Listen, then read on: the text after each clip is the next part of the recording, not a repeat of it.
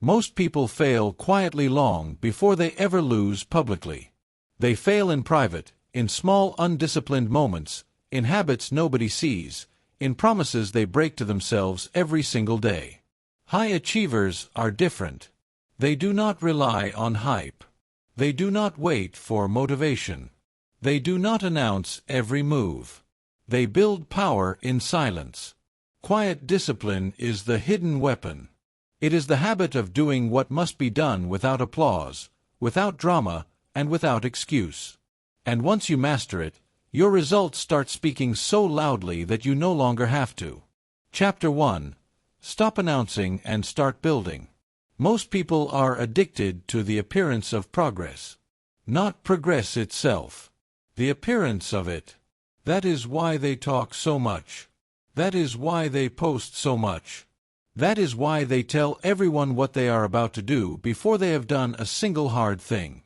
They mistake expression for execution. They mistake intention for identity. They mistake being seen for being serious. And that mistake is expensive. Every time you announce a goal too early, you create a performance before you create a result. You turn your life into a press conference. You start managing reactions instead of building discipline. You start chasing approval instead of chasing evidence. That is where people lose themselves. They say they are starting a business. They buy the logo. They make the post. They tell their friends. They talk about the brand, the mission, the future. But they never build the systems. They never learn sales. They never survive the boring parts. They never earn momentum. They say they are getting in shape. They post the gym selfie. They buy the expensive shoes. They announce the challenge. They talk about becoming a new person. Then 2 weeks later, the routine is gone. The excitement is gone. The post remains. The result does not. You have seen it. Maybe you have lived it. And if you have, then good. That means you can correct it. Because this is not about shame. It is about discipline. It is not about talking. It is about building. That's the key. Less announcement, more alignment. Say it again. Less announcement, more alignment. If your words are ahead of your habits, you are out of alignment. If your image is ahead of your effort, you are out of alignment. If your identity depends on what people think you are becoming, instead of what you are repeatedly doing in private, you are out of alignment. And when you are out of alignment, you leak power. You leak energy through explanation. You leak focus through performance. You leak discipline through premature visibility. The world has trained people to broadcast everything. Every plan. Every intention. Every restart. Every small emotional burst gets turned into a public announcement. But real growth is usually quiet. Real change is often invisible in the beginning. Real discipline does not need a spotlight. It needs structure. You have a choice. You can keep performing your goals. Or you can start protecting them. That is the dividing line. The weak mind wants witnesses. The disciplined mind wants results. That may sound harsh. Good. It should. Because many people are not trying to improve. They are trying to be perceived as improving. They want the language of ambition without the lifestyle of sacrifice. They want the appearance of standards without the repetition that standards require. But the work does not care what you said. The work only responds to what you repeat. That is one of the hardest truths you will ever hear. The work does not care about your intentions. The work does not care about your excitement. The work does not care how sincere you sounded when you said, "This time is different." The work only responds to what you repeat. If you repeat discipline, you get results. If you repeat excuses, you get delay. If you repeat performance, you get fragility. If you repeat silence and effort, you build something real. That's the key. Look at the difference between the loud dreamer and the quiet builder. The loud dreamer starts every month with a declaration. New routine. New business. New body. New standards. They tell everybody. They create emotional momentum through attention. For a moment, it feels real. People encourage them. People like the post. People say, "Proud of you." And that little burst of validation becomes a substitute for the harder thing, doing the work again tomorrow when nobody cares. Then life gets ordinary. The alarm rings early. The task feels repetitive. The results come slowly. The praise disappears. And because the loud dreamer was feeding on reaction, they collapse when the reaction stops. Now look at the quiet builder. The quiet builder says less. The quiet builder disappears. Not forever. Just long enough to stop feeding on noise. Long enough to build a new rhythm. Long enough to let repetition do its job. 6 months later, people say, "What happened to you?" That is the wrong question. The right question is, what did you repeat? Because transformation is rarely dramatic in the moment. It is usually microscopic. One workout. One early morning. One saved dollar. One completed task. One less excuse. One more hour of focus. One more day of not announcing and actually doing. Then the stack gets heavy. Then the evidence becomes undeniable. Then the person who used to talk about becoming disciplined has become disciplined. Quietly. This is why silence matters. Silence removes performance. When you stop announcing everything, you stop acting for an audience. You stop measuring your growth by reaction. You stop confusing support with substance. Silence forces you into contact with reality. Either you are doing the work, or you are not. Either the habit is happening, or it is not. Either the standard is real, or it is theater. Silence tells the truth. And truth is where discipline begins. You don't need their permission. You do not need permission to get serious. You do not need permission to improve your body. You do not need permission to save money. You do not need permission to study, train, build, write, heal, or disappear for a season to rebuild yourself. You don't need their permission. Once you understand that, your life changes. Because now your goals become protected. They become private contracts. They become promises between you and the version of you that is tired of talking. That is where power comes from. Not from being known. From being anchored. So what do you do now? First, stop announcing restarts. Stop telling people every time you are about to change. Stop creating social pressure around goals you have not yet earned the right to speak about. Let the first proof be behavior. Second, reduce unnecessary exposure. Not everyone needs access to your process. Some people do not support you. Some people distract you. Some people make you perform. Protect the seed before you demand fruit. Third, build a private scoreboard. Track what you actually do. Days trained. Pages written. Calls made. Hours focused. Money saved. Meals prepared. Sleep honored. Do not track feelings. Track actions. Feelings change. Actions compound. Fourth, learn to enjoy being underestimated. That is a superpower. When nobody is applauding, you are free. Free to fail privately. Free to improve quietly. Free to become dangerous without the burden of explanation. Fifth, make your identity depend on repetition, not declaration. Do not say, "I'm serious now," and hope it becomes true. Show seriousness through structure. Show seriousness through consistency. Show seriousness through what you do on ordinary days. Because it is not about hype, it is about discipline. It is not about attention, it is about alignment. It is not about what you announce, it is about what you repeat. That's the key. Less announcement, more alignment. And understand this clearly: silence is not weakness. Silence is concentration. Silence is protection. Silence is power under construction. The person who cannot stop talking often cannot tolerate the loneliness of real work. But the person who can go quiet, stay focused, and keep repeating the right actions becomes unrecognizable over time. That is who you must become. Not the person with the best speech. The person with the strongest habits. Not the person who sounds committed. The person who is committed when it is boring.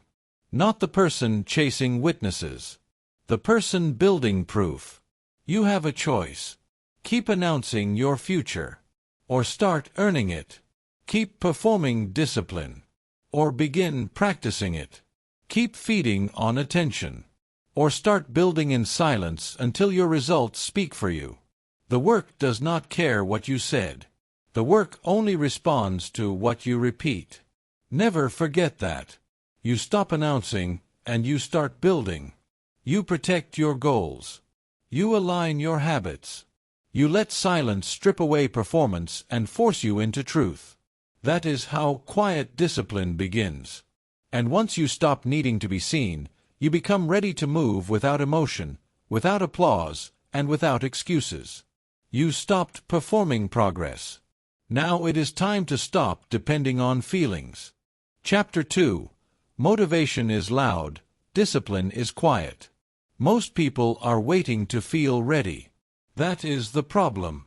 They are waiting for the perfect mood, the perfect morning, the perfect burst of confidence, the perfect wave of energy that makes action feel easy. They call that motivation. They trust it. They worship it. They build their lives around it. And then they wonder why nothing lasts. Because motivation is loud. It makes promises. It gives speeches. It creates emotional surges. It tells you that this time will be different because this time you feel different. But discipline is quiet. Discipline does not make speeches. Discipline makes decisions. Discipline does not ask how you feel before it moves. Discipline already knows what must be done. That's the key. You do not need to feel ready. You need to be reliable. Say it again. You do not need to feel ready. You need to be reliable. Read that like a command, not a suggestion. Because most people have made feelings their leader. And feelings are weak leaders. Feelings change with sleep, weather, stress, rejection, boredom, hormones, deadlines, traffic, comparison, and one bad conversation. If your standards rise and fall with emotion, then your life will rise and fall with emotion. That is not strength. That is instability. And instability destroys momentum.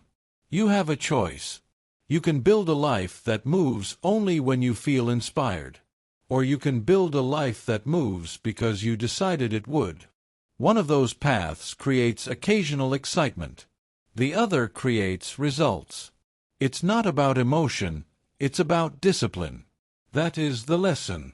Look at the athlete. Not the athlete in the highlight reel. Not the athlete holding the trophy. Look at the athlete on the ugly day. Rain outside. Body sore. Sleep incomplete. Mood low. No cameras. No applause. No dramatic soundtrack. Just a training session scheduled on a day that feels wrong. What separates the elite from the average in that moment? Not desire. Not inspiration. Not hype. Structure. The elite athlete trains because training is what happens at that hour. The weather is not the boss. The mood is not the boss. The feeling is not the boss. The standard is the boss. Anyone can move when they feel strong. Quiet discipline moves when feeling is gone. That is why some people improve year after year while others restart every month. One person is emotionally driven. The other is system-driven. The emotionally driven person says, "I'll go hard when I'm in the mood." The disciplined person says, I go because I said I would. One is negotiating. One is obeying. That's the key. Now look at the business owner. Everybody likes the glamorous version. The launch. The logo. The first sale. The social media announcement. The visible growth. But real business is built in the repetitive, thankless, boring work that nobody claps for. Sending follow-up emails. Fixing weak systems. Answering the same questions. Reviewing numbers. Handling mistakes. Staying calm when sales dip. Improving the process again. That is where businesses survive or die. Not in the big emotional moments. In the quiet operational ones. A weak business owner needs constant excitement to stay engaged.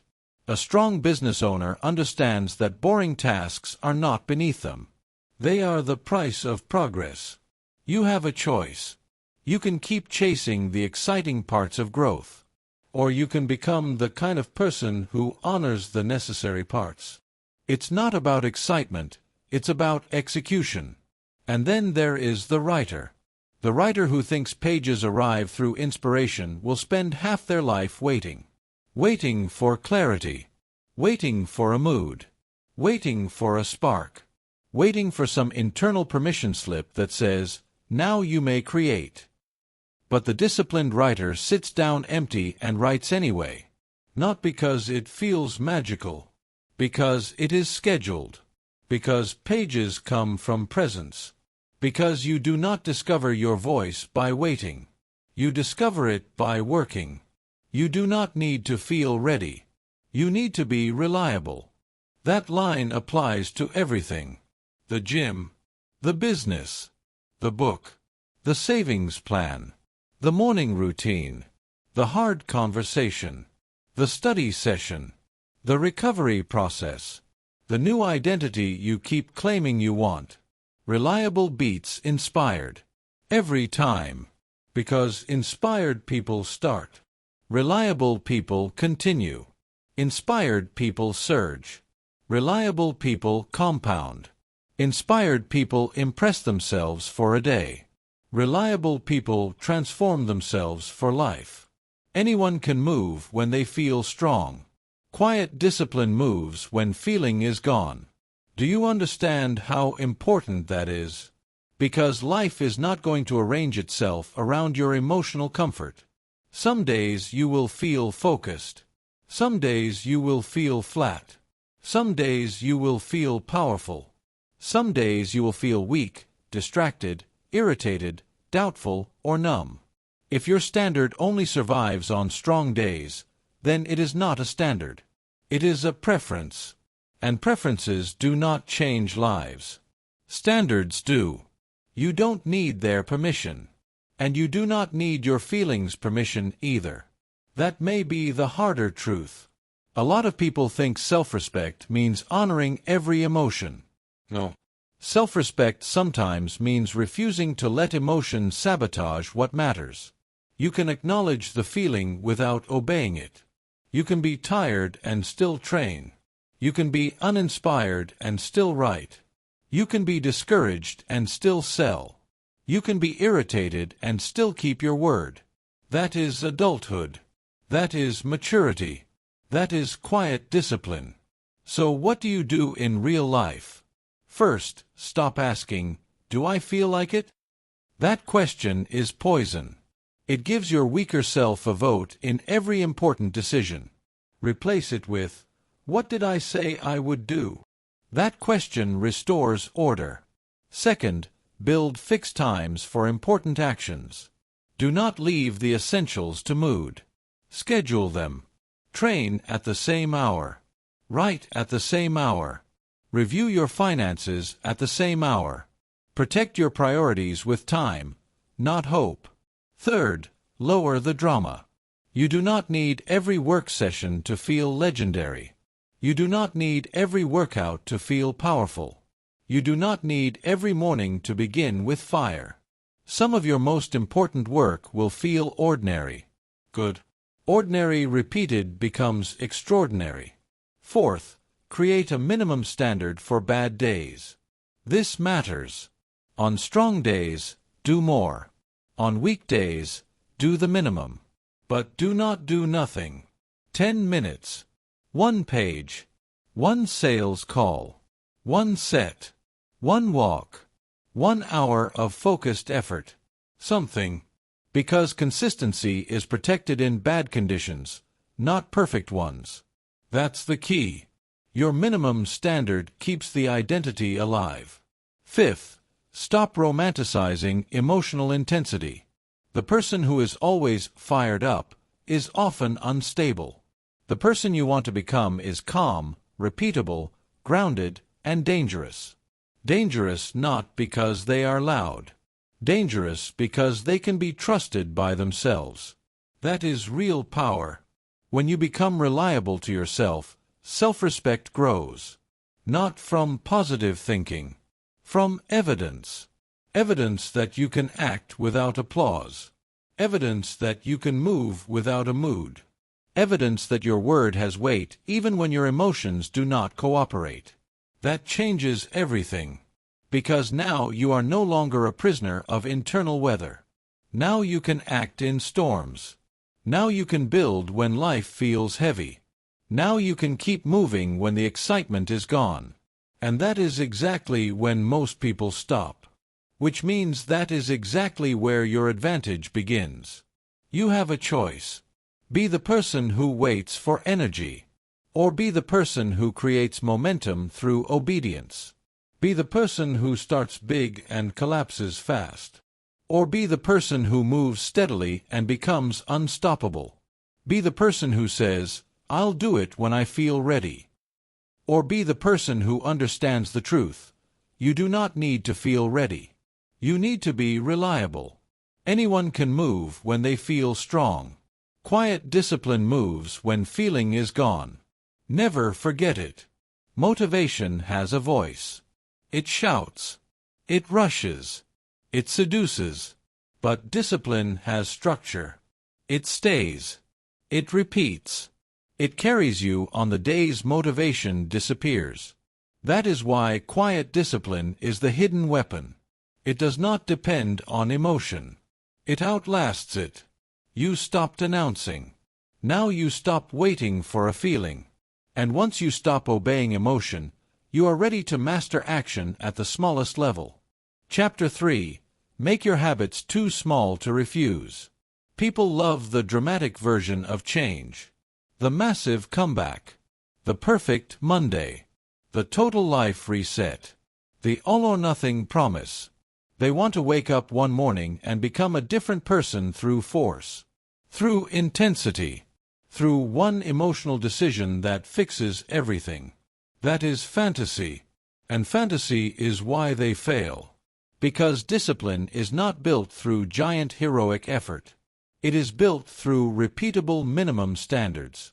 It is built through actions so small, so clear, and so easy to begin that your excuses start sounding stupid the moment you say them out loud. That's the key. Start small. Stay consistent. Scale later. Say it again. Start small. Stay consistent. Scale later. Most people do the opposite. They start big. They become inconsistent. They quit early. They create a plan built for their ego, not for reality. 2 hours in the gym 6 days a week. 50 pages a day. A complete diet overhaul overnight. Wake up at 5. Meditate for 30 minutes. Journal for 20. Build the business after work. No sugar. No distractions. No rest.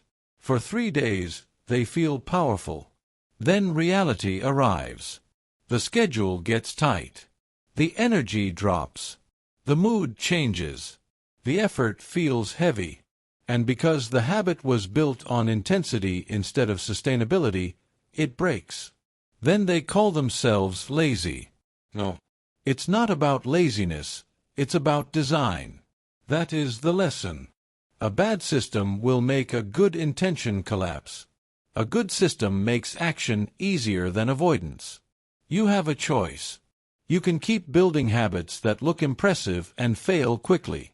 Or you can build habits so small that consistency becomes the obvious move. That is how discipline actually starts. Not with a heroic leap. With a humble standard. Read 1 page. Do 5 push-ups. Write 1 paragraph. Save $10. Walk for 10 minutes. Study for 15. Clean 1 corner of the room. Drink 1 glass of water. Prepare 1 healthy meal. Simple. Almost too simple. And that is exactly why it works. Because when the starting point is small, resistance has nowhere to hide. You say you want to read, but you cannot read 1 page. You say you want to get stronger, but you cannot do 5 push-ups. You say you want to write a book, but you cannot write 1 paragraph. Then the problem is no longer time. It is no longer complexity. It is no longer access. Now the truth is visible. The problem is that you have built a habit of not beginning. That is what must be broken. Start small. Stay consistent. Scale later. This is not about doing less forever. Understand that clearly. This is not a permission slip for a tiny life. It is a strategy for creating traction. Because once motion starts, motion helps itself. 1 page often becomes 10. 5 push-ups often become 20. 1 paragraph often becomes a full page. Starting is the wall. Once you get over the wall, the work gets lighter. But people keep worshipping scale before consistency. That is why they struggle. They want the full transformation immediately. They want to feel advanced before they have mastered basic repetition. They want the body, the business, the discipline, the confidence, the identity. Fast. Visible. But real growth does not work like that. Real growth is earned through small proofs. Every kept promise, no matter how small, is a brick in your identity. That line matters. Because discipline is not just about results. It is about self-trust. And most people do not have enough self-trust. Why? Because they have trained themselves to break their own word. They say, "I'll start tomorrow." They do not. They say, "This time I'm serious." They are not. They say, "I'm changing." Then they disappear back into old behavior the second it becomes inconvenient. And every broken promise sends a message. It says, "My word means nothing." That is dangerous. Because once you stop trusting yourself, everything gets harder. Goals feel fake. Plans feel weak. Confidence becomes performance. You start looking outside yourself for motivation, accountability, permission, pressure, and rescue. You don't need their permission. You need proof. And proof begins with something small enough to do today. Every kept promise, no matter how small, is a brick in your identity. You read 1 page. Brick. You take the walk. Brick. You do the push-ups. Brick. You write the paragraph. Brick. You save the money. Brick. You go to bed on time. Brick. None of those actions look dramatic. Good. Drama is not the goal. Identity is the goal. It's not about intensity, it's about discipline. That's the key. Look at the person who says they want to become a reader. They imagine themselves reading 50 books a year. They buy a stack of books. They post a picture. They get excited. Then they disappear because the target was built around fantasy. But the person who commits to 1 page a night becomes dangerous. 1 page removes resistance. 1 page becomes 3. 3 becomes 10. 10 becomes a chapter. Chapters become books. Books become knowledge. Knowledge becomes confidence. Confidence becomes identity. Now look at fitness. The weak approach says, "I need a perfect program, 90 minutes, 6 days a week, starting now." The disciplined approach says, I do 5 push-ups every morning without debate. That sounds almost laughably small. Good. That is why it survives. And once it survives, it grows. Because a small habit done daily is more powerful than a big habit done emotionally. The same is true for writing. People say they want to write a book. Then they freeze under the weight of the whole thing. The title, the structure, the pressure, the quality, the fear. The size of the project crushes the first move. So make the move smaller. 1 paragraph. That is all. 1 paragraph a day. No speeches. No pressure. No fantasy. Just a paragraph. And over time, those paragraphs become pages. Pages become chapters. Chapters become a manuscript. A manuscript becomes a book. Not because of inspiration. Because of repeatable minimum standards. Start small. Stay consistent. Scale later. So what must you do now? First, shrink the habit until your excuse sounds weak. Not easy. Weak. If the goal feels heavy, reduce the entry point. Do not remove the standard. Reduce the barrier to starting. Second, define the minimum clearly. Work on my health is vague. Do 5 push-ups after I brush my teeth is clear. Read more is vague. Read 1 page before sleep is clear. Discipline loves precision. Third, make consistency the first win. Do not chase volume yet. Chase repetition. You are not trying to prove how much you can do in 1 day. You are trying to prove that you can be counted on every day. Fourth, let success create expansion naturally. Do not force scale too early. Let the habit earn growth. When 1 page feels normal, read 2. When 5 push-ups feel easy, do 10. When 1 paragraph becomes automatic, write 2. Scale later. Fifth, track kept promises. This matters. Keep a visible record. Not to impress anyone. To remind yourself that you are becoming someone who follows through. Evidence changes identity. You have a choice. Keep chasing heroic effort and living in cycles of collapse. Or become the person who respects small standards enough to repeat them until they become power. Keep trying to change your life through emotional overreach. Or build a life through disciplined underpromising and over-delivering. Keep breaking trust with yourself. Or rebuild it 1 small action at a time. Every kept promise, no matter how small, is a brick in your identity. Never forget that. This is how quiet discipline is built. Quietly. Repeatedly. Without drama. Without the need to feel powerful before you act. The habit starts small, but the identity it builds is massive. Because once you trust yourself in small things, you become capable of larger things. You stop depending on intensity, and you start depending on structure. That is how strong people are made. You mastered starting small. Now you must protect the attention that lets those habits survive. Chapter 4.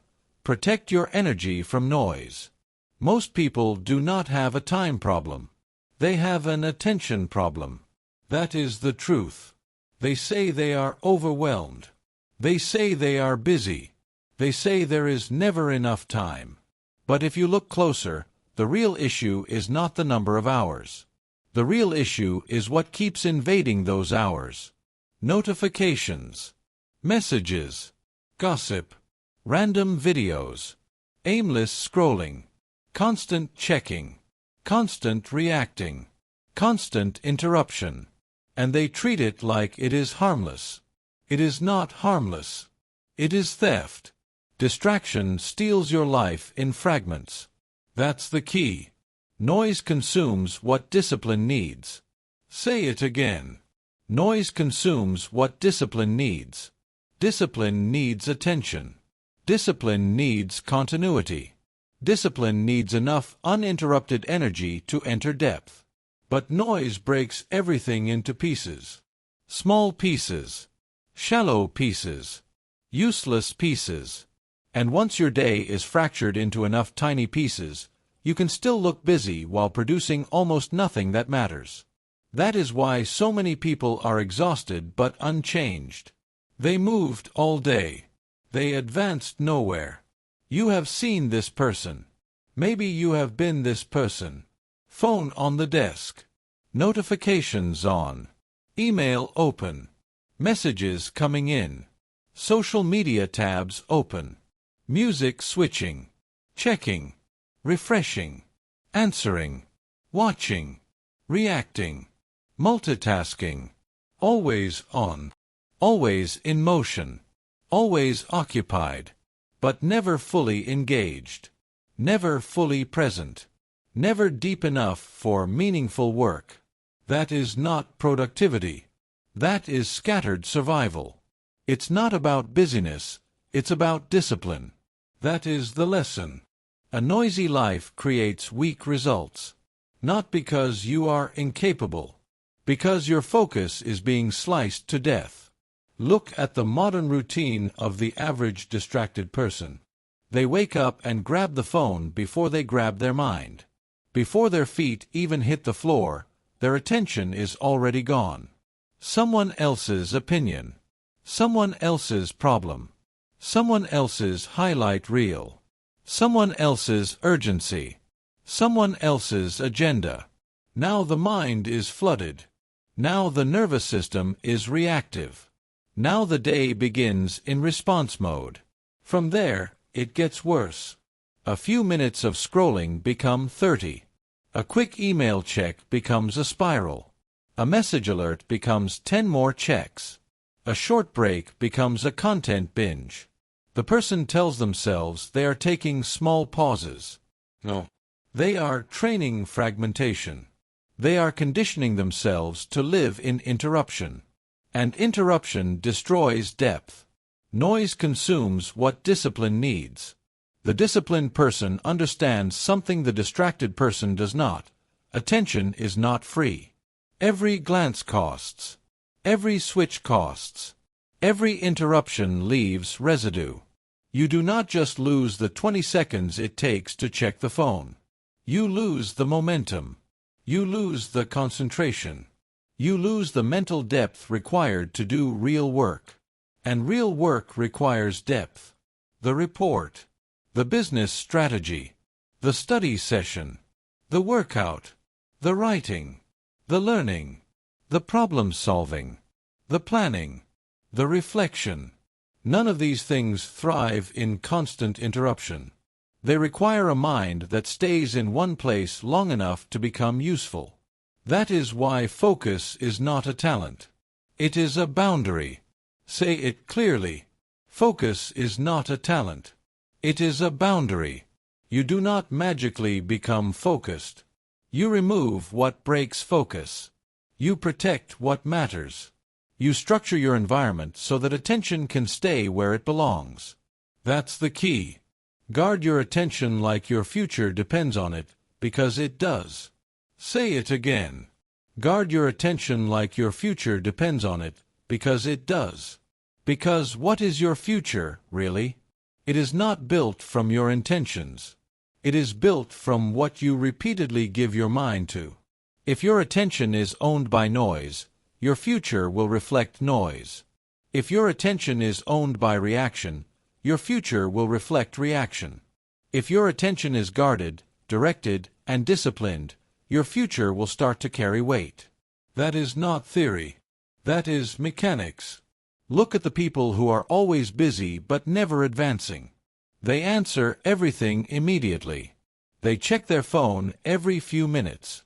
They jump between tasks all day. They are available to everyone. They say yes too often.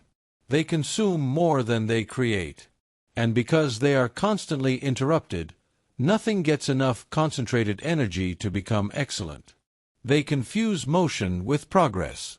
They confuse urgency with importance. They confuse access with value. But high achievers understand something simple and brutal. Not everything deserves your attention. In fact, most things do not. You have a choice. You can let the world train you to react all day. Or you can train yourself to protect your mind. You can be reachable every minute. Or you can become effective. You can keep feeding noise. Or you can start building silence. You don't need their permission. You do not need permission to turn your phone off. You do not need permission to respond later. You do not need permission to leave messages unanswered while you work. You do not need permission to decline gossip. You do not need permission to stop scrolling. You do not need permission to protect your mind from low-value input. That is where many people stay weak. They want to focus, but they still want to be constantly available. They want depth, but they also want stimulation every 5 minutes. They want results, but they refuse to create the boundaries results require. That is immaturity. And immaturity costs. Because every day you permit noise to invade your life, you are teaching your brain that shallow is normal. That fast is normal. That distracted is normal. That fractured is normal. Then you sit down to do something meaningful and wonder why your mind cannot hold still. It cannot hold still because you trained it not to. Again, focus is not a talent. It is a boundary. So what do? First, stop beginning the day with noise. No phone first thing. No scrolling in bed. No random input before your own mind has a chance to become clear. Wake up. Sit up. Think. Move. Breathe. Write. Train. Read. Do something that belongs to you before the world starts making demands. Second, remove unnecessary notifications. Not manage them. Remove them. Most alerts are not urgent. They are invitations to break your own concentration. Stop accepting every invitation. Third, create protected work blocks. 30 minutes. 60 minutes. 90 minutes. Phone away. Tabs closed. Notifications off. One task only. This is how real work gets done. Not in scattered scraps. In uninterrupted stretches. Fourth, stop glorifying responsiveness. The person who answers instantly is not always disciplined. Often they are just available. Availability is not achievement. Selective attention is. Fifth, starve gossip. Gossip is mental junk food. It gives you stimulation without strength. It trains your mind to become interested in things that do not improve your character, your craft, or your future. Cut it off. Sixth, make boredom your ally. This matters.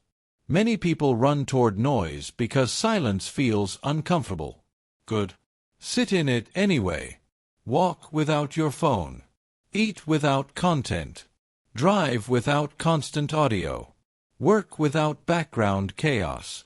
Let your mind stretch back into stillness. Because stillness is where power returns. Noise consumes what discipline needs. Never forget that. And understand this clearly. The cost of distraction is not just lost time. It is lost identity. Every day you live reactively, you become a more reactive person. Every day you let noise lead, you become less capable of depth. Less capable of patience. Less capable of serious work. Less capable of building something that lasts. It's not about distraction, it's about discipline. That is the key. The disciplined person does not wait to feel focused. They build a life that makes focus possible. They choose fewer inputs, fewer interruptions, fewer meaningless obligations. They understand that attention is a weapon, and they stop handing it away to every glowing screen and every passing impulse. You have a choice. Stay fragmented and call it modern life. Or become deliberate and call it self-respect. Stay reachable and weak. Or become guarded and effective. Stay entertained. Or start becoming dangerous. Guard your attention like your future depends on it, because it does. This is how quiet discipline survives. It survives when your mind is protected. It survives when your energy is not leaking into nonsense. It survives when you stop living in reaction and start living by design. You made your habits small enough to start. Now you must make your standards strong enough to finish. Chapter 5. Become the person who finishes. Most people love beginnings. Beginnings feel clean.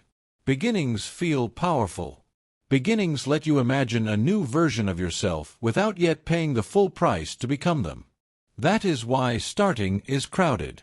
Everybody wants the fresh start, the new plan, the first week, the blank page, the new routine, the first burst of effort. But finishing, that is a different world. Finishing is lonely. Finishing is repetitive. Finishing is where your fantasy meets resistance. And that is where most people disappear. They do not fail because they are incapable. They fail because they stop. That's the key. Starting impresses people. Finishing changes your life. Say it again. Starting impresses people. Finishing changes your life. Anybody can begin when emotion is high. Anybody can announce a new chapter. Anybody can feel powerful on day one. The gym is full in January. The notebooks are clean on Monday. The business idea sounds brilliant before the first real setback. The book feels exciting before page 30 gets ugly. The study plan feels noble before fatigue and boredom arrive. Then real life enters the room. The soreness, the slow results, the rejection, the confusion, the monotony, the self-doubt, and suddenly the thing that felt exciting starts feeling heavy. That is where people tell on themselves. Because discipline is staying after the excitement leaves. That line matters. Discipline is staying after the excitement leaves. Not for one day. Not for 1 week. Long enough for your effort to become evidence. Long enough for your standards to become identity. Long enough for the result to finally catch up to the repetition. You have a choice. You can be addicted to the emotional high of starting. Or you can become loyal to the hard, plain, ordinary work of finishing. One path gives you constant fresh starts. The other gives you a different life. It's not about intensity, it's about endurance. That is the lesson. Look at fitness. How many people have started a program? How many bought the plan, downloaded the app, watched the videos, told their friends, bought the clothes, and hit the first 2 weeks hard? Millions. Now ask a harder question. How many stayed when the body hurt, the scale stalled, the workouts became repetitive, and nobody noticed the effort anymore? Very few. That is why results belong to the few. Not because the few are magical. Because the few stay. The average person wants immediate evidence. They want to feel transformed before they have become consistent. They want the mirror to reward them before the habit has matured. They want the outcome early. The finisher understands something deeper. The early phase is not for results. It is for proving you can remain. That's the key. Then look at business. People love the idea of building something. Freedom, money, ownership, impact, identity. They love saying, "I'm working on something." They love the language of entrepreneurship. But what happens after the excitement of the idea? What happens when the product is imperfect? When the customers are few? When the sales are inconsistent? When the systems are messy? When the work becomes repetitive and invisible?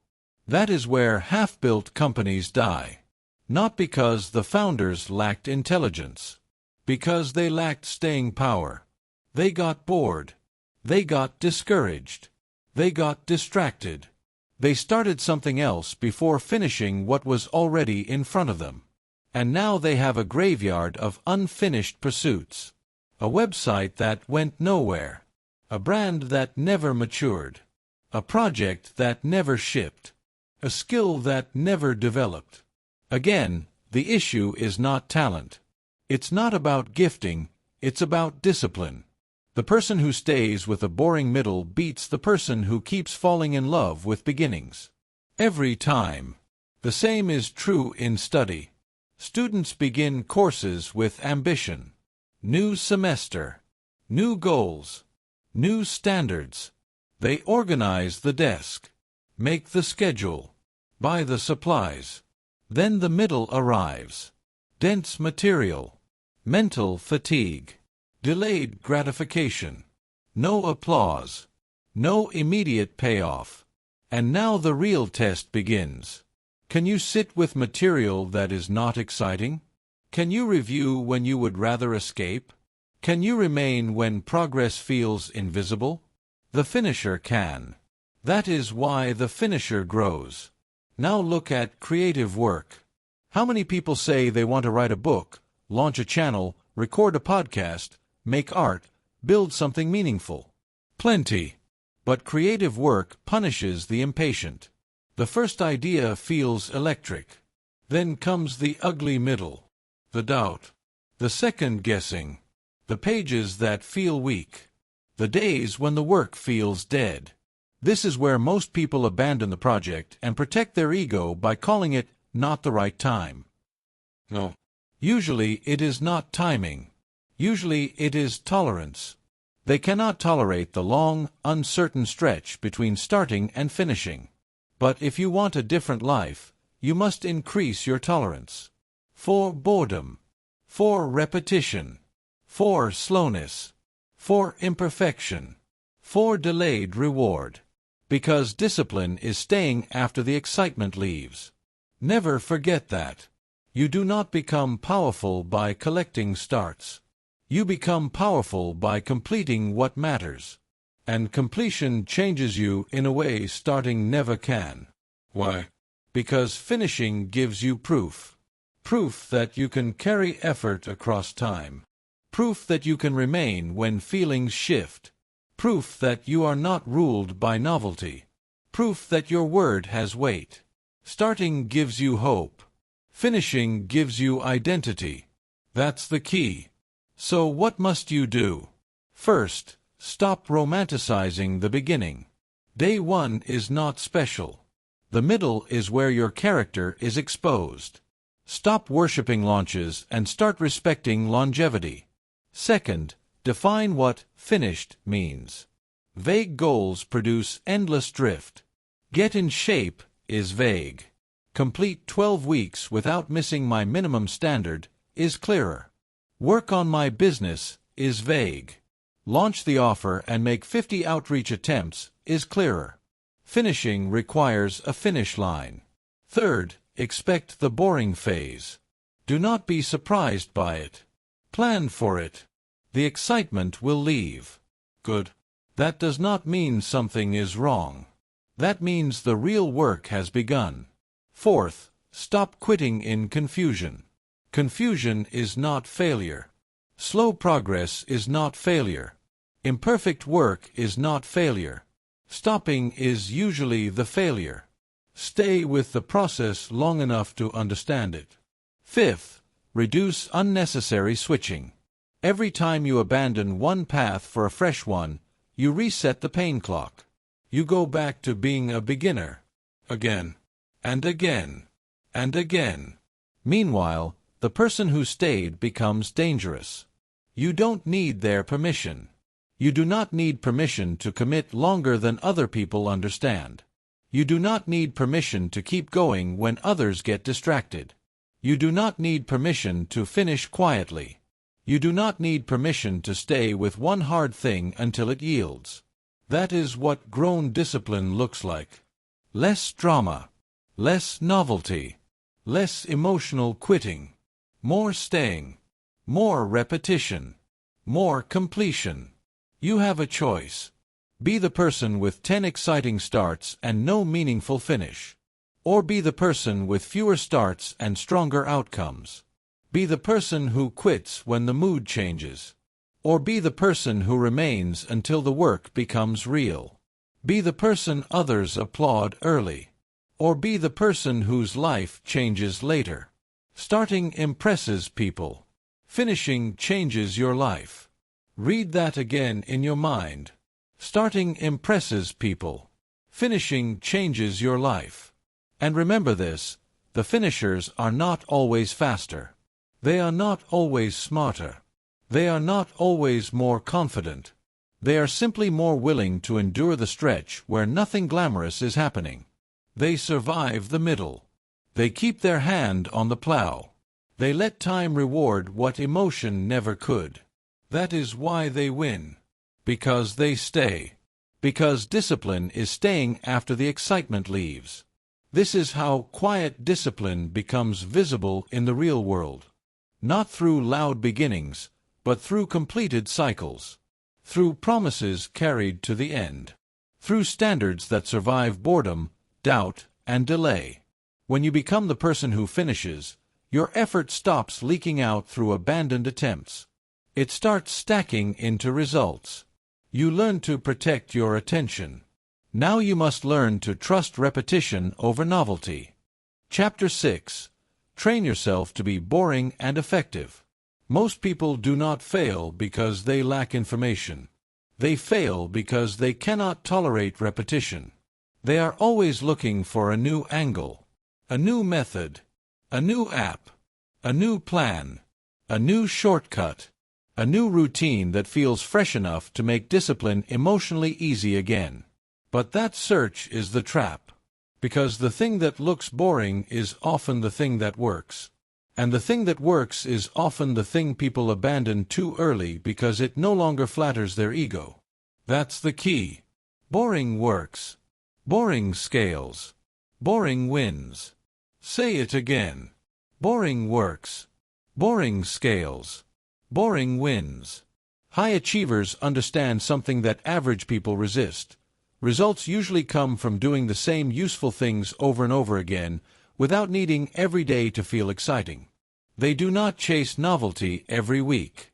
They do not reinvent what is already effective. They find what works, and they stay with it long enough for the result to compound. That is discipline. That is maturity. That is how real progress is made. You have a choice. You can keep chasing variety to protect your feelings. Or you can commit to repetition to change your life. One path entertains you. The other path builds you. It's not about novelty, it's about discipline. That is the lesson. Look at food. A lot of people know exactly what kind of eating would improve their energy, their body, and their mood. More whole foods. Less junk. More protein. Better timing. More consistency. They know. But they keep failing because they are addicted to stimulation. They want every meal to feel special. Every day to feel flexible. Every craving to be honored. So they keep improvising. They keep indulging. They keep breaking rhythm.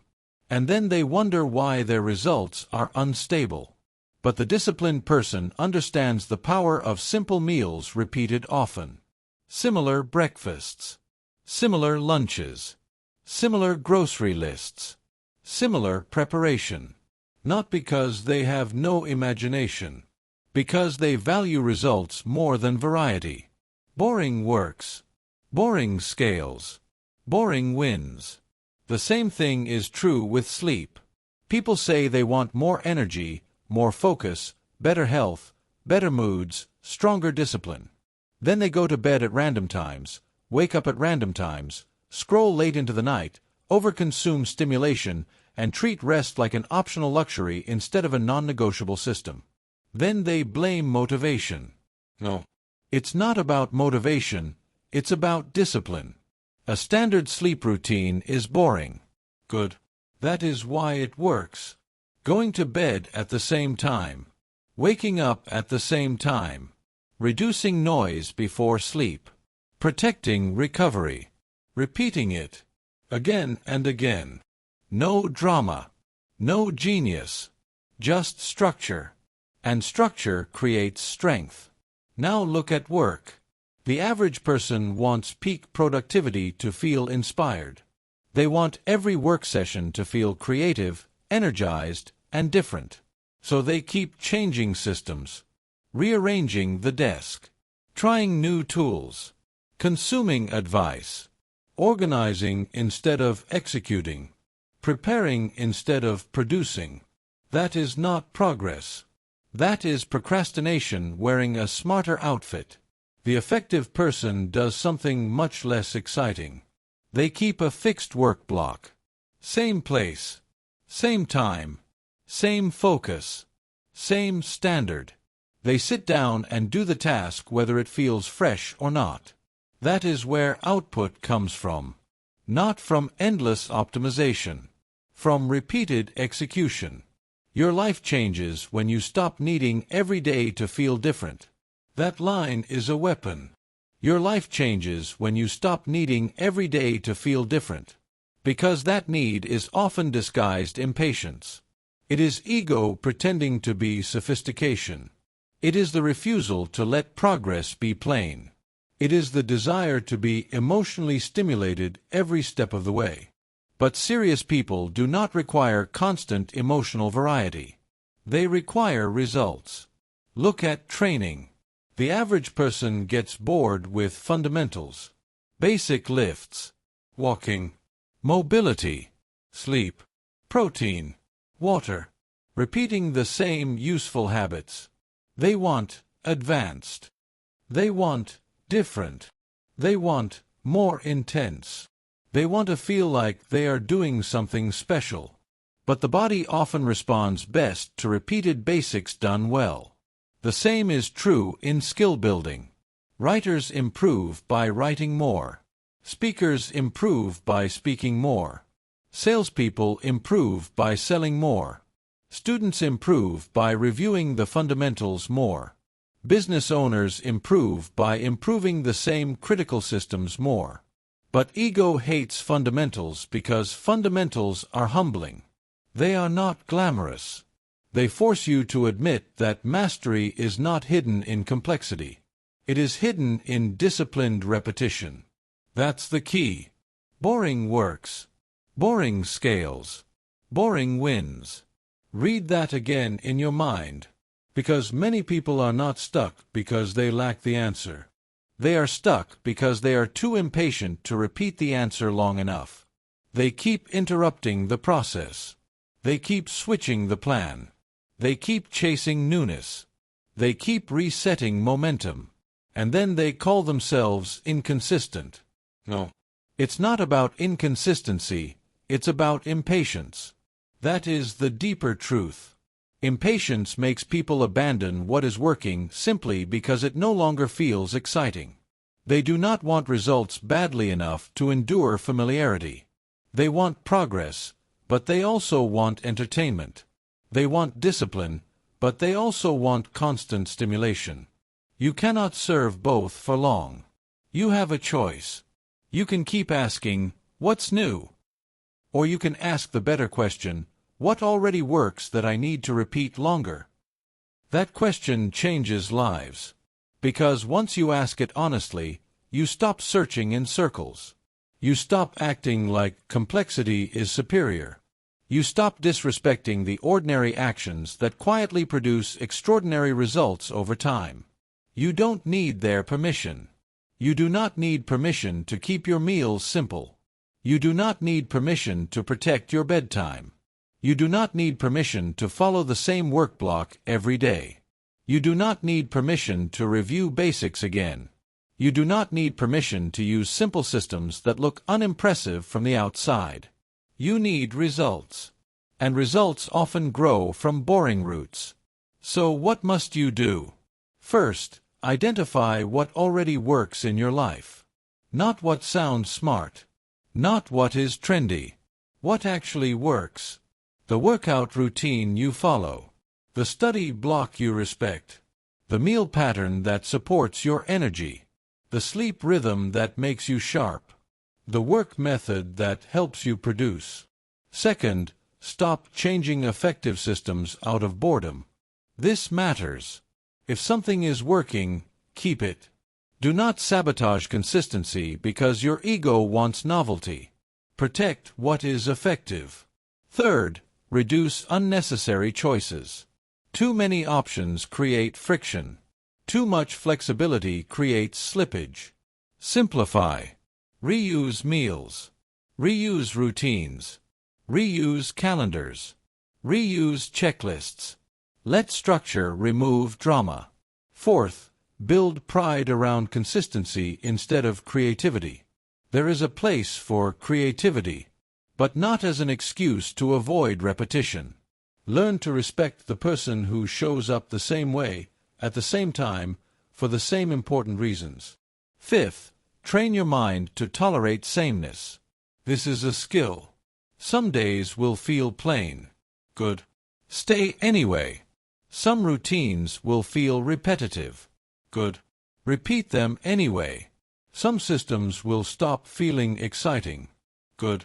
That means you are close to real compounding. Your life changes when you stop needing every day to feel different.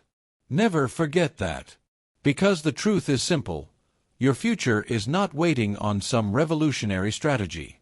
Your future is waiting on your ability to stay loyal to what works after the emotional novelty disappears. That is what high achievers do. They make peace with boredom. They stop trying to be endlessly stimulated. They stop treating repetition like punishment. They understand that repetition is how strength is built, how identity is reinforced, and how results become inevitable. Boring works. Boring scales. Boring wins. This is how quiet discipline deepens. It moves beyond starting and finishing and becomes something more stable, a lifestyle of repeated usefulness. No drama. No constant reinvention. Just proven habits repeated long enough to compound. Once you stop craving novelty, you become dangerous in consistency. And once consistency is strong, there is one final enemy left inside you. The voice that keeps asking for comfort. Chapter 7. Stop negotiating with your lower self. There is a voice inside you that wants comfort now and consequence later. Learn to recognize it. It is persuasive. It is fast. It sounds reasonable at first.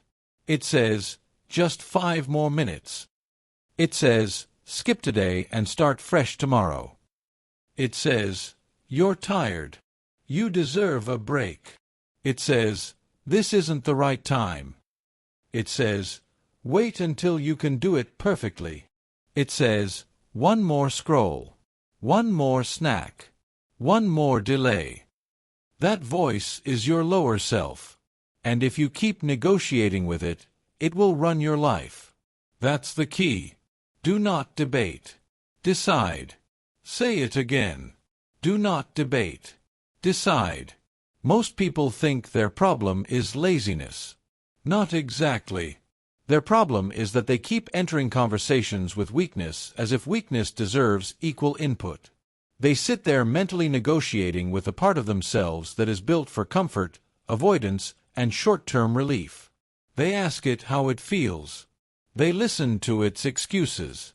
They entertain its delays. They give it too much time, too much space, too much influence. And every time they do, they make it stronger. Because every negotiation with your lower self trains your lower self to expect a seat at the table. It's not about weakness, it's about discipline. That is the lesson. Weakness will always speak. The question is whether you let it lead. Your lower self speaks first. Your disciplined self must speak last. That line matters. Your lower self speaks first. Your disciplined self must speak last. Why first? Because comfort is immediate. Because avoidance is easy. Because the brain is built to conserve energy, seek pleasure, avoid pain, and delay discomfort. That is normal. That is human. But if you obey every impulse that arrives first, you do not become free. You become enslaved to the easiest version of yourself. And the easiest version of you will ruin everything that requires time, effort, patience, and sacrifice. You have a choice. You can keep treating every impulse like a valid argument. Or you can learn to shut the conversation down. One path keeps you soft. The other makes you dangerous. Look at the snooze button. The alarm rings. In that moment, there is no mystery. There is no philosophical problem. There is a simple command: get up. But then the lower self enters. You need more rest. Today can be lighter. You'll do better if you start later. This one time won't matter. That is not truth. That is negotiation. And most people lose right there, before the day even begins. Not because they were physically incapable of standing up, but because they let the debate continue too long. Do not debate. Decide. The disciplined person does not argue with the alarm. They move fast before the lower self builds a case. That's the key. The same thing happens with workouts. You know you planned to train. The time comes. Suddenly the mind gets creative. Maybe today should be recovery. Maybe I'll go later. Maybe I need a better program first. Maybe missing once is fine. Excuses dressed up as logic. That is one of the lower self's favorite tricks. It rarely says, I want to stay weak. It says, I'm being smart. It rarely says, I'm avoiding discomfort. It says, I'm listening to my body. Now, sometimes rest is intelligent. Sometimes adjustment is wise. But be honest, most people are not making high-level strategic decisions. They are disguising emotional avoidance as rational thought. And every time you let that happen, the lower self learns that it can manipulate you with language. Again, do not debate. Decide. Train. Or do not. But stop pretending confusion is the issue. The same is true in work. The call you need to make. The email you need to send. The project you need to begin. The conversation you need to have. The plan you need to finalize. How often do people delay these things not because they lack time, but because they enter a mental courtroom and let fear argue for hours? They procrastinate the call. Delay the proposal. Put off the application. Postpone the meeting. And all the while, their lower self keeps offering soft, polished excuses. Maybe next week is better. I need more clarity first. I'm not in the right headspace. It's probably too late anyway. No. Most of the time, it is not a timing issue. It is a courage issue. And courage is often just disciplined action before emotion catches up. Your lower self speaks first. Your disciplined self must speak last. That means the first wave of feeling is not the final authority. The first excuse is not the final verdict. The first impulse is not the final command. You don't need their permission. And you do not need permission from your lower self either. You do not need permission to get out of bed. You do not need permission to keep your promise. You do not need permission to start before you feel bold. You do not need permission to act while discomfort is still present. That is power. Real power is not the absence of inner resistance. Real power is the ability to override it. Most people are waiting to become the kind of person who does not feel internal conflict. That person does not exist. The disciplined person still hears the lower self. They just stop obeying it. That is the difference. Not silence. Authority. The lower self says, later. The disciplined self says, now. The lower self says, make it easier. The disciplined self says, make it happen. The lower self says, you deserve comfort. The disciplined self says, you deserve growth. One voice seeks relief. The other builds a life. You have a choice. Which voice gets the final word? This is why fast action matters. Delay gives weakness room to organize. Delay gives excuses time to gather evidence. Delay turns a simple task into an emotional event. But immediate action cuts through the drama. Stand up. Put the shoes on. Open the laptop. Dial the number. Start the first rep. Write the first sentence. Motion ends arguments. That's the key. Do not debate. Decide. So what must you do in real life? First, identify your common negotiation points. Be honest. Morning alarm. Workout time. Deep work block. Difficult calls. Bedtime. Food choices. Spending habits.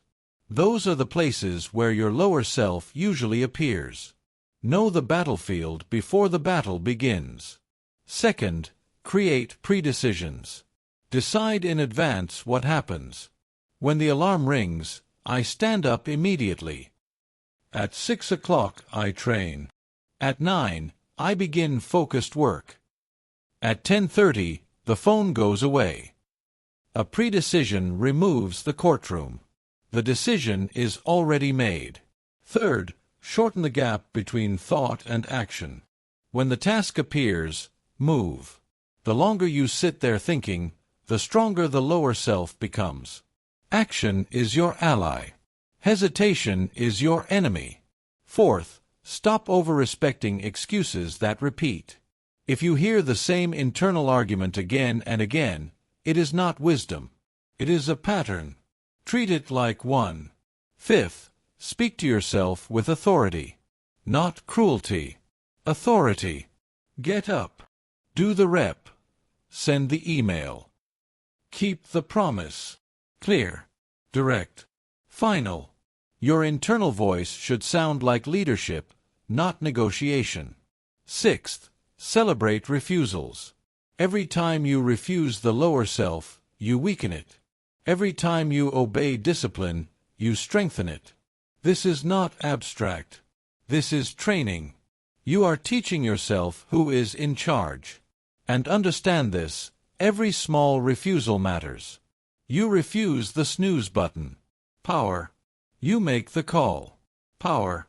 You do the workout. Power. You stop the scroll. Power. You go to bed on time. Power. You keep the promise. Power. Personal power is built through repeated moments where discipline overrides comfort. It's not about feelings, it's about command. That is the lesson. Weak people think freedom means doing whatever they feel. Strong people understand freedom means not being controlled by every feeling that appears. That is a hard truth. But it will save your life. Because once you stop negotiating with your lower self, your standards become cleaner. Your actions become faster. Your mind becomes sharper. You waste less energy in internal debate and put more energy into visible movement. You become someone who can trust their own command. That is no small thing. That is identity. You have a choice. Live as a servant to your first impulse, or become the authority over it. Keep letting comfort vote on every important decision, or remove comfort from the boardroom. Keep strengthening the voice that keeps you small, or strengthen the voice that builds your future. Your lower self speaks first. Your disciplined self must speak last. Never forget it. This is how quiet discipline becomes force. It stops being a concept and becomes command. No more endless internal meetings. No more excuses disguised as logic. No more surrendering to the easiest version of yourself. You learn to repeat what works. Now you must learn to stop explaining yourself and let evidence do the talking. Chapter 8. Let results speak so you can stay silent. Insecure people explain themselves constantly. They explain their goals. They explain their effort. They explain their potential. They explain what they are about to do, what they almost did, what they meant to do, what they would be doing if life were easier, if people were better, if timing were different, if circumstances were cleaner. They are always talking, always clarifying, always presenting a case for why they should be taken seriously. But disciplined people do something very different. They build, they repeat, they improve, and then they let the evidence speak. That's the key. Stop explaining. Start demonstrating. Say it again. Stop explaining. Start demonstrating. A lot of people do not want results as much as they want recognition for pursuing results. They want to be seen as ambitious, seen as disciplined, seen as focused, seen as hardworking. They want others to confirm the identity they have not yet earned in private. So they talk. They tell everyone how hard they are working, how early they wake up, how much pressure they are under, how serious they are this time, how different they have become. But words are cheap, and deep down they know it. That is why they keep using more of them. Because when you do not yet trust your own evidence, you reach for outside validation. It's not about communication, it's about discipline. That is the lesson. Communication has a place. Clarity has a place. But constant explanation is often a symptom of inner weakness. It reveals a need to be seen before you are solid. A need to be approved before you are proven. A need to be acknowledged before you have actually built anything undeniable. The disciplined person does not move like that. They understand that proof is stronger than presentation. They understand that a result has a tone words cannot match. They understand that silence becomes powerful when it is backed by substance. When the results are real, words become optional. That line matters. When the results are real, words become optional. Look at the person who constantly says they are working hard. They remind everyone how busy they are. They post every late night, every early morning, every little sacrifice, every little step. They narrate the process in real time because they need an audience to feel committed. But compare them to the person who says less. The one who gets in shape and does not announce it. The one who saves money and does not lecture about it. The one who builds a business and does not explain the grind every day. The one who protects their peace and does not perform healing for the public. After enough time, the body speaks. The bank account speaks. The calendar speaks. The work speaks. The standard speaks. The peace speaks. And once the evidence speaks, the speech becomes unnecessary. That's the key. A transformed body needs no introduction. A disciplined calendar needs no defense. A growing business needs no dramatic caption. A calm mind needs no argument. Reality carries weight that language cannot fake for long. You have a choice. You can keep trying to convince people, or you can become so consistent that convincing becomes irrelevant. You can keep talking about what you are building, or you can build until the result becomes obvious. One path feeds ego.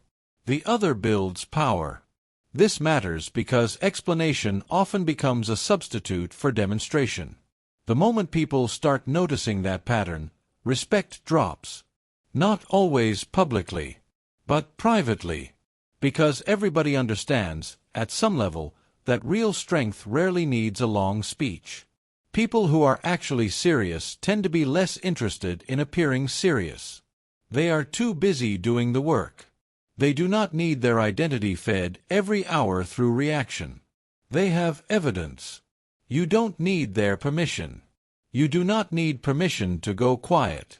You do not need permission to stop updating everyone. You do not need permission to protect your process from opinion. You do not need permission to let people misunderstand you while you build. That is one of the hardest forms of maturity. To stop defending your path to people who are not walking it.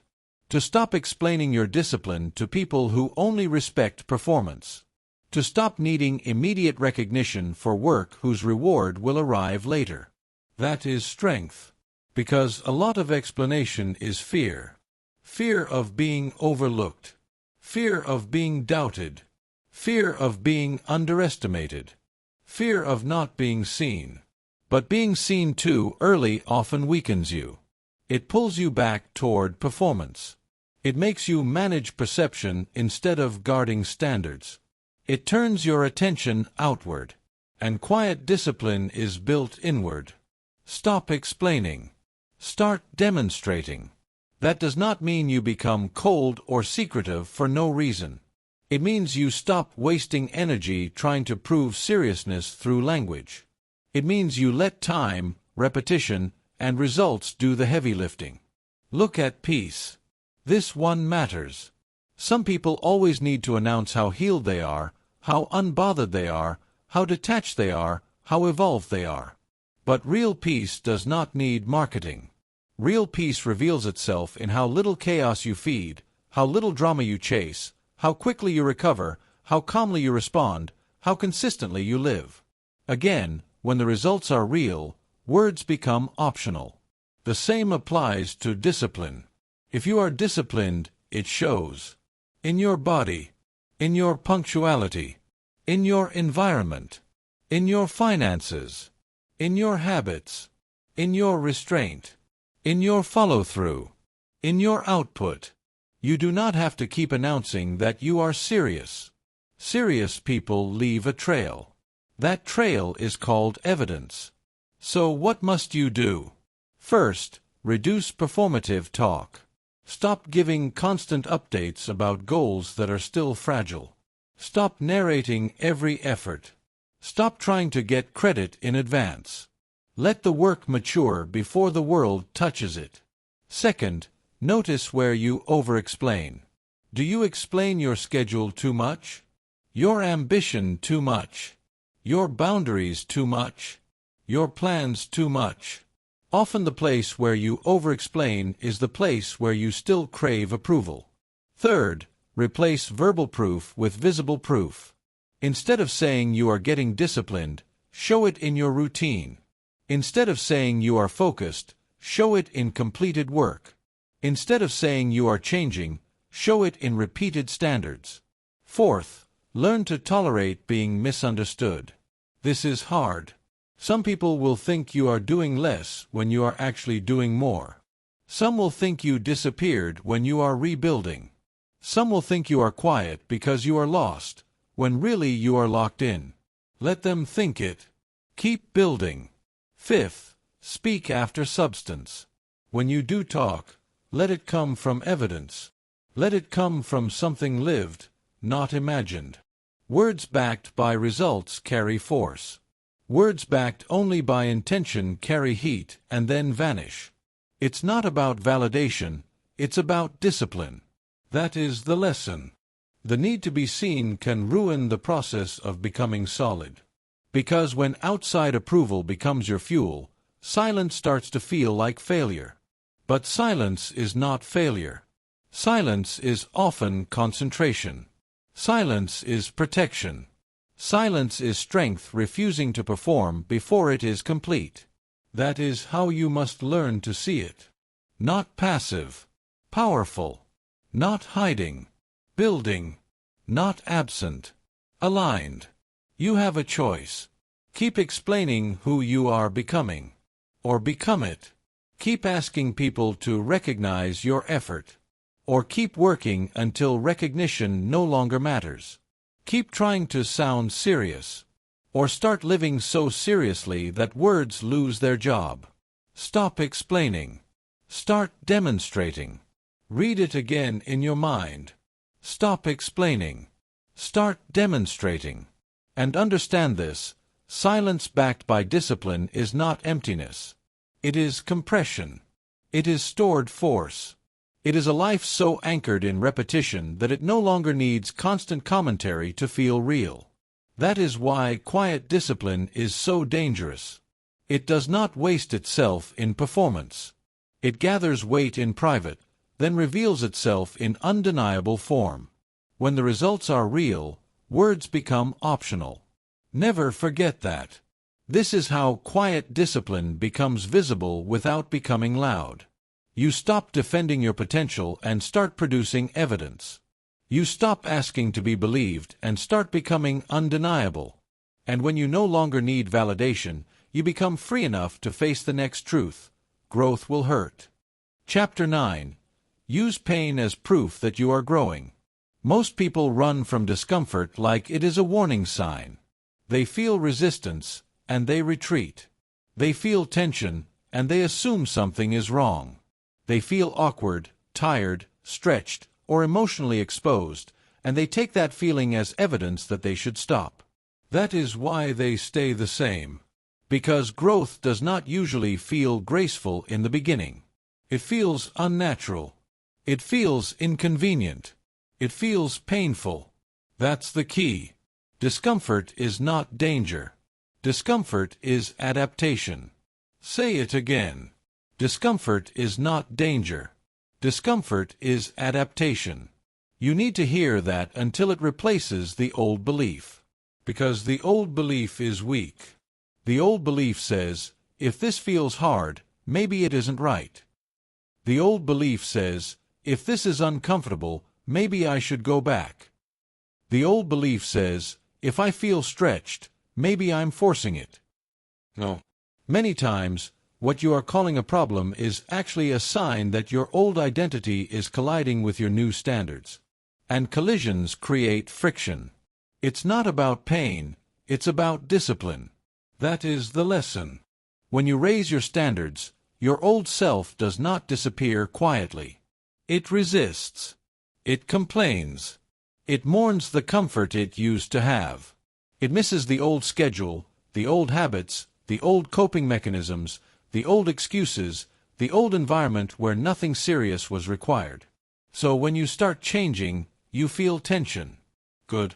Tension means something is moving. You have a choice. You can interpret discomfort as a reason to retreat. Or you can interpret it as proof that something in you is being reshaped. One path protects the old self. The other path builds the new one. Look at waking up earlier.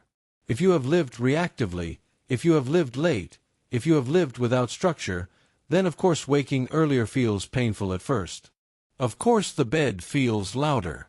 Of course the alarm feels violent. Of course your mind starts bargaining. That does not mean the standard is wrong. It means you are adjusting. Your body is adapting. Your identity is adapting. Your comfort zone is being challenged. Discomfort is not danger. Discomfort is adaptation. The same is true when you study while tired. Most people only want to learn when they feel fresh. They want ideal conditions. Clear mind. Strong energy. Perfect environment. No stress. No fatigue. But life will not always give you ideal conditions. So what happens when you open the material tired? When your brain resists? When focus feels harder than usual? Again, many people panic. This is not working. No. It is working differently. You are training the ability to remain effective under less than perfect conditions. That matters. Because a disciplined life is not built only on your best days. It is built on your ability to hold standards on ordinary, imperfect, inconvenient days. That's the key. Then there is the pain of saying no. This is a deep one. When you start protecting your time, people may not like it. When you stop being endlessly available, some will call you distant. When you decline invitations, reject distractions, set boundaries, or choose your future over someone else's immediate comfort, it can feel painful. Why? Because your old identity may have been built around pleasing, explaining, rescuing, accommodating, and being easy to access. So the first time you say no, your nervous system reacts like you committed a crime. But you did not commit a crime. You made a boundary. You don't need their permission. You do not need permission to protect your schedule. You do not need permission to stop feeding habits that weaken you. You do not need permission to disappoint people who only like the version of you that had no standards. That pain is real. But it is not always a sign of harm. Often it is the pain of separation. The old relational pattern is breaking. And breaking old patterns can feel lonely before it feels liberating. That is why cutting bad habits feels so intense. When you remove junk food, endless scrolling, late-night indulgence, gossip, impulsive spending, procrastination, or any cheap source of relief, your system reacts. It misses the old reward. It misses the familiar escape. It misses the instant comfort. And that withdrawal can feel uncomfortable. Again, good. That discomfort is information. It tells you that your old habit had power. Now the question becomes, who will have more power next? You or the habit? You have a choice. You can use discomfort as a reason to go back. Or you can use discomfort as proof that the old grip is weakening. That is how you must start thinking. Because if every uncomfortable feeling sends you backward, then every bad habit owns you forever. But if you learn to sit inside discomfort without immediately obeying it, you start reclaiming authority. That is personal power. Look at loneliness. This one surprises people.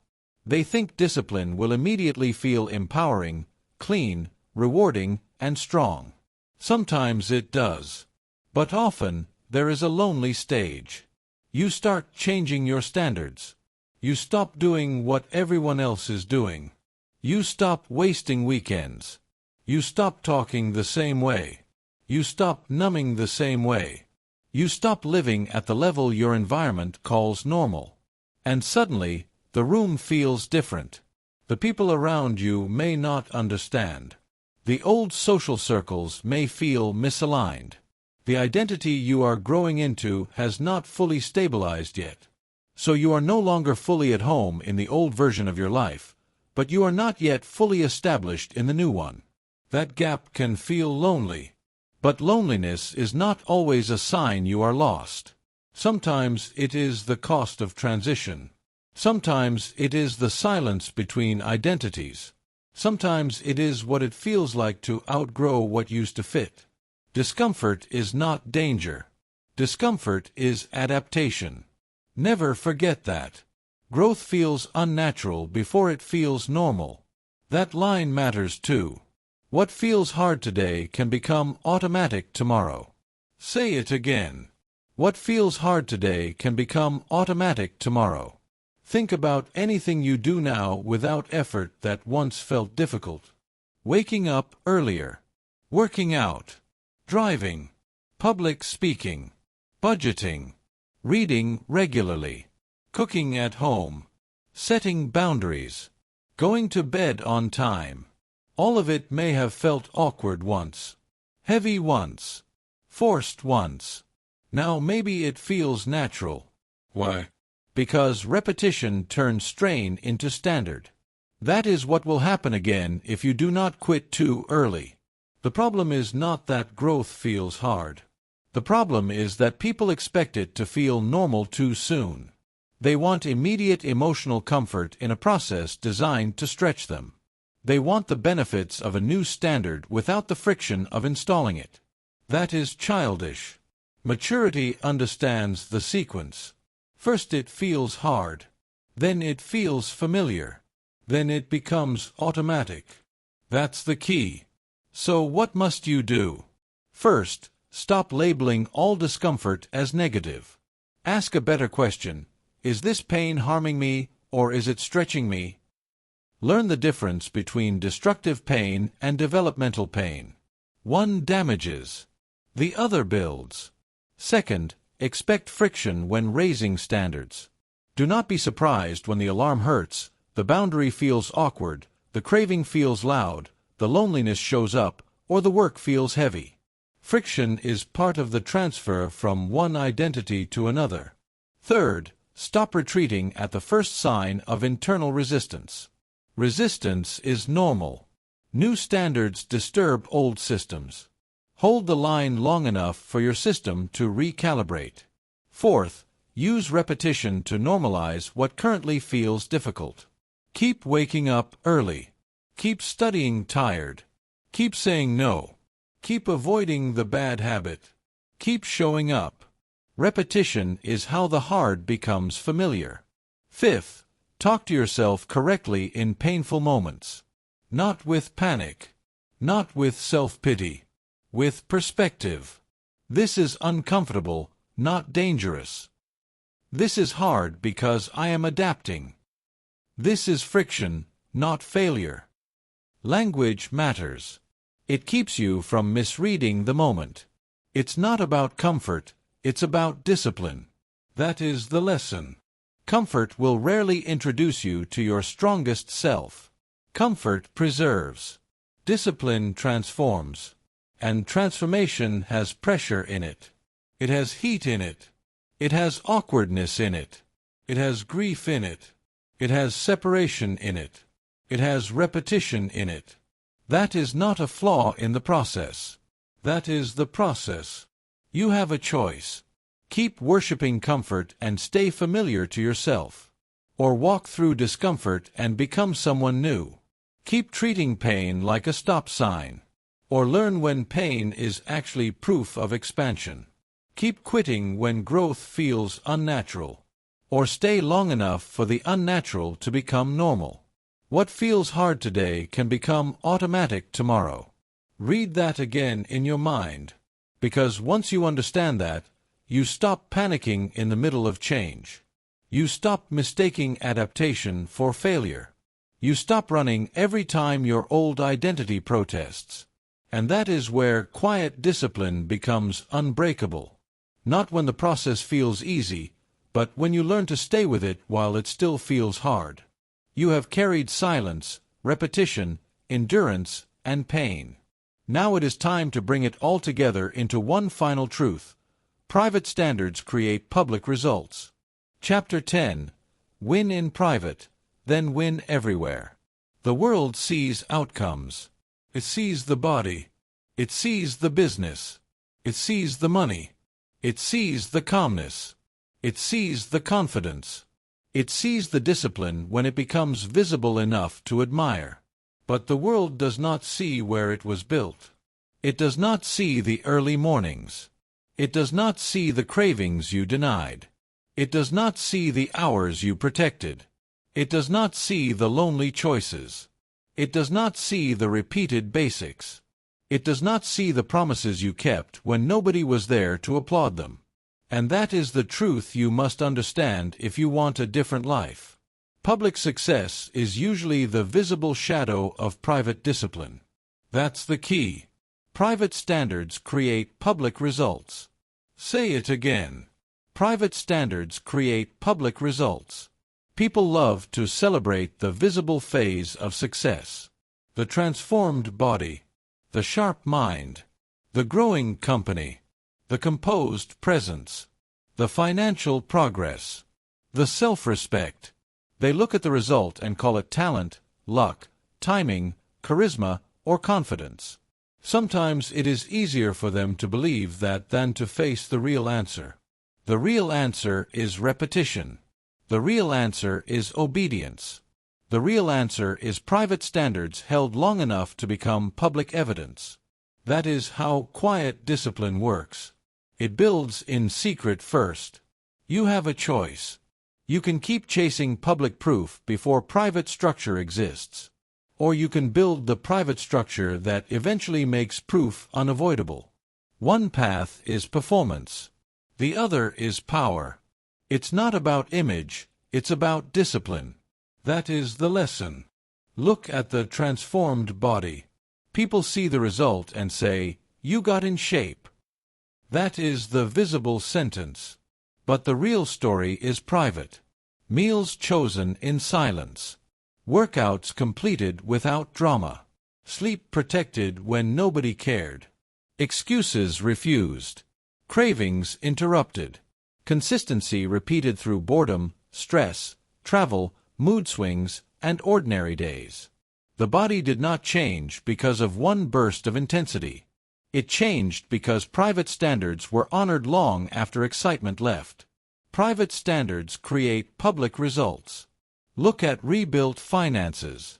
Someone starts saving, starts budgeting, starts spending with intention, starts saying no to impulse, starts avoiding waste, starts thinking long-term instead of emotionally. For months, maybe years, it does not look exciting. There is no applause for restraint. No audience for delayed gratification. No viral moment for choosing discipline over vanity. But one day the pressure is lower. The debt is reduced. The savings are real. The choices are wider.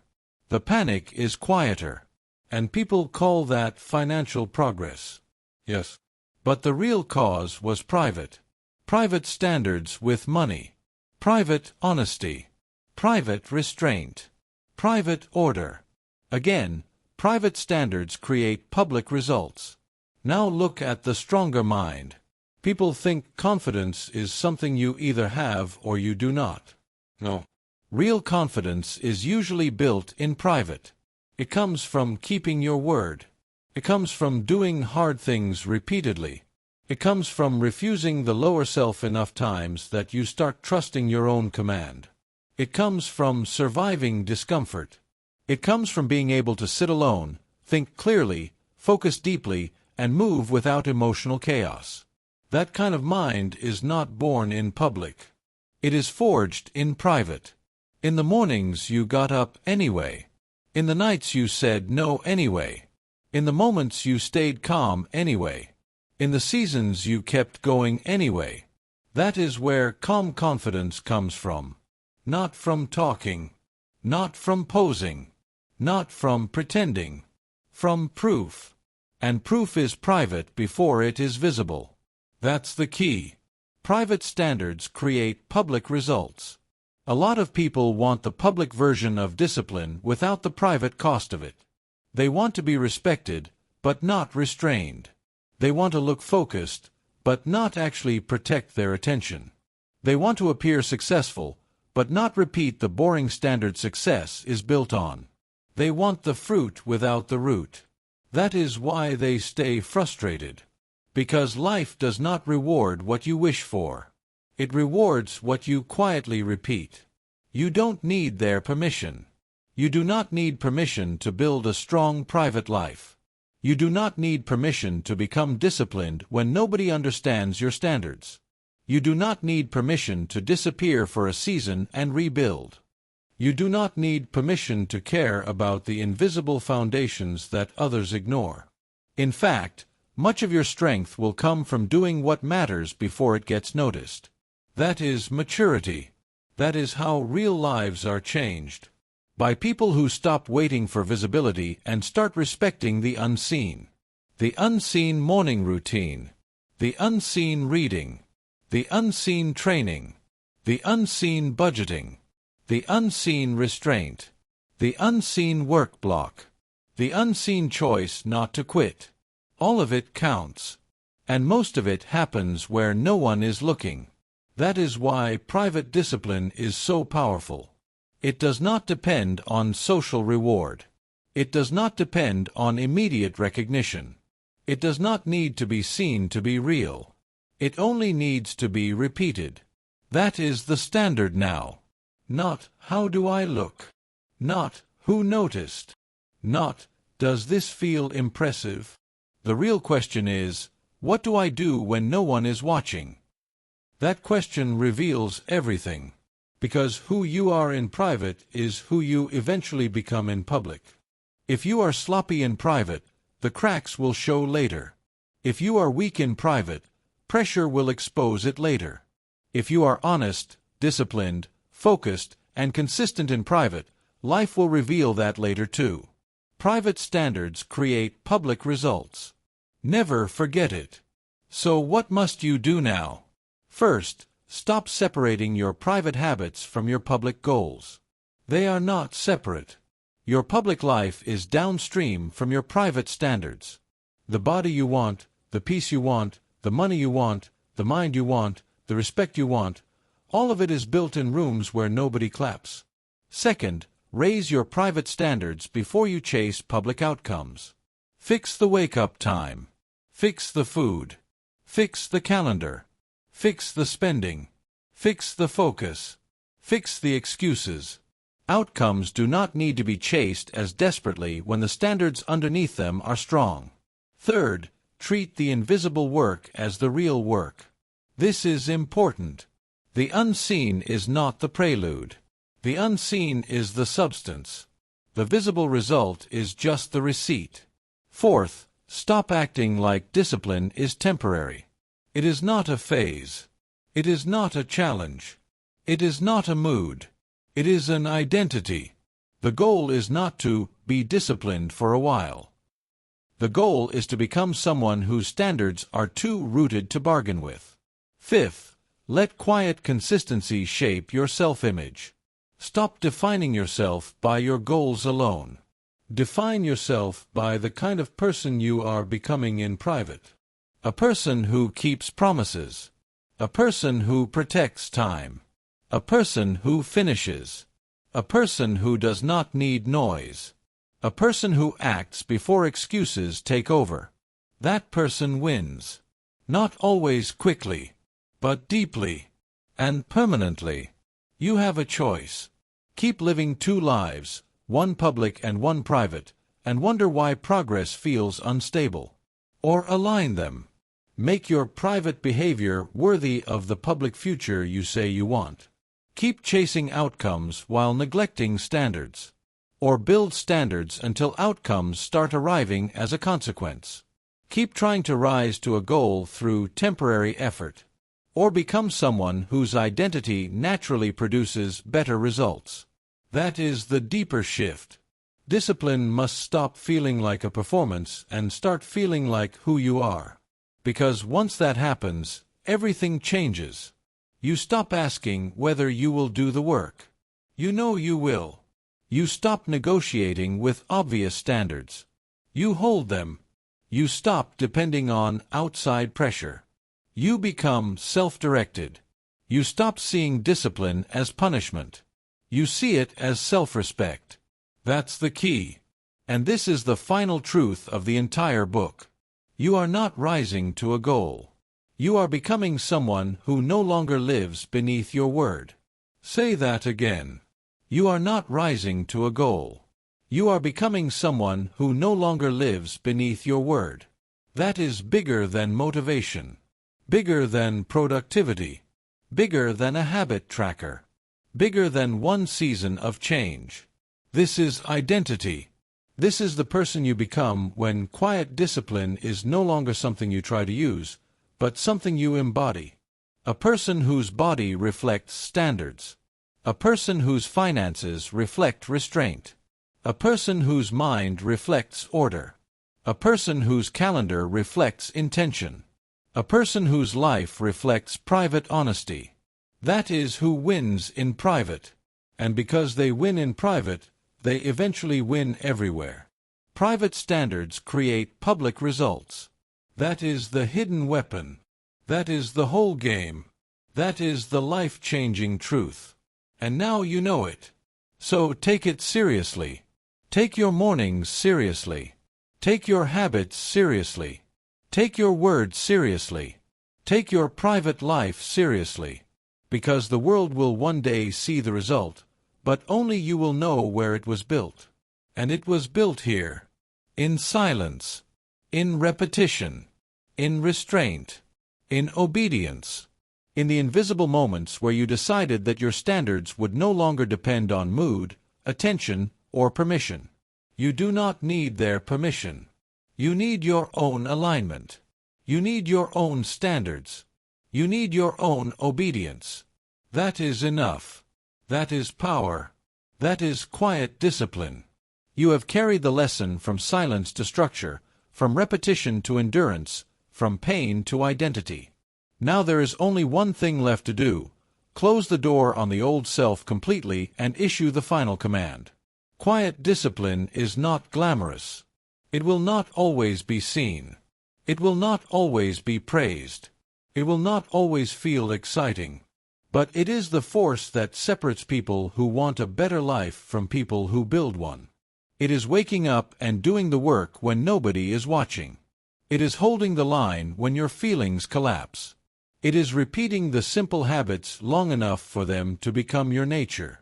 It is protecting your mind from noise, your time from waste, and your standards from negotiation.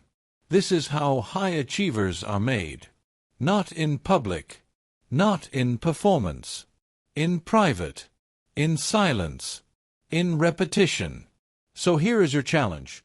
Pick one habit, one standard, one promise you will keep starting today, and keep it without applause for the next 30 days. No announcing. No explaining. No waiting. Just work. Let your discipline get quiet, and let your results get loud.